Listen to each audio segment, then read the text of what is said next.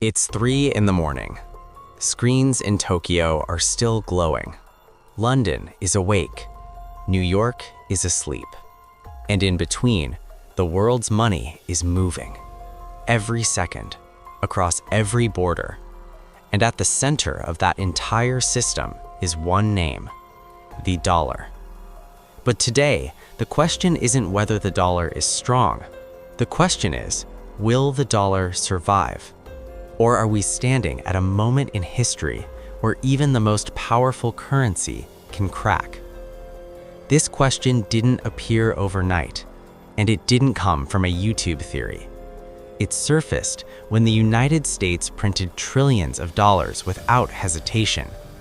It surfaced when countries sanctioned each other and turned money into a weapon. And it surfaced when the world quietly asked, if the dollar is a system built on trust, what happens when trust breaks? To understand that, we need to step back. The dollar isn't just America's money. The dollar is a global system. Oil is bought in dollars. Gold is priced in dollars. International debt, trade, reserves, all anchored to the dollar.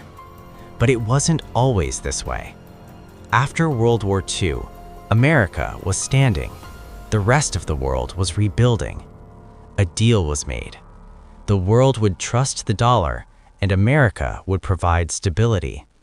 First, dollars were backed by gold, then just by trust. That's where the real story begins. Today, the dollar isn't tied to gold. It's tied to something else: America's credibility, its power, its promises, and most importantly, its debt. Yes, debt. The United States now carries over $34 trillion in debt. The number is so large it barely feels real. Millions of dollars per citizen. And yet, the system keeps working. Why? Because America can do what no other country can. It borrows in its own currency, and when necessary, it creates more of it. It sounds like magic. In reality, it's math. But this math doesn't work forever, because every time new dollars are created, every existing dollar loses a little value. That's called inflation. Slow, quiet, almost invisible, but deeply powerful. This is where the fear begins. Countries around the world store their wealth in dollars for safety, but if the dollar keeps losing value, that safety starts to feel like a cost. And that's why some countries are quietly stepping back. Russia, China, Brazil, several Gulf nations. They're saying, let's trade in our own currencies. Let's increase gold reserves. Let's build alternatives. This isn't rebellion, it's caution. And this is where hype collides with reality. The internet says the dollar will collapse tomorrow. The dollar is finished. The truth is, reserve currencies don't collapse overnight. Historically, they fade slowly. It took the British pound nearly 50 years to lose its dominance. The dollar is far more deeply embedded than that. But it's also true that for the first time, its grip is being questioned. Inside the US, political instability, recurring debt crises, threats of government shutdowns. Outside, new power centers, new trade blocs, new currency experiments, and above all, digital currencies. Together, they create constant pressure. No explosion, no dramatic collapse, just a growing question.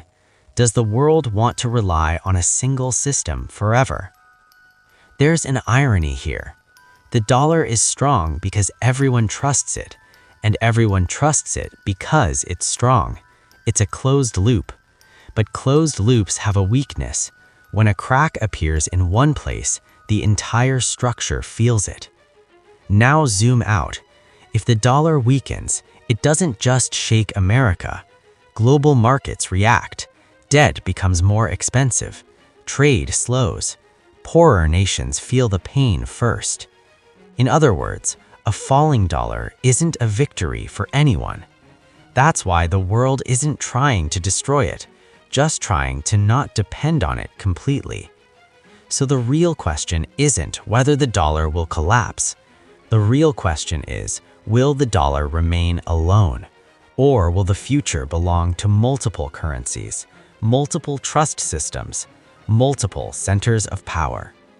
The dollar may still be here tomorrow. It may still dominate 10 years from now. But the unquestioned confidence that once held this system together, that is no longer the same. And when money changes, power changes, politics changes, the world changes. So the next time you hear the dollar is the safest asset, pause for a moment and ask yourself, safe based on whose trust? And if trust is the system, who protects the system itself? That question may define the next decade more than any headline ever will.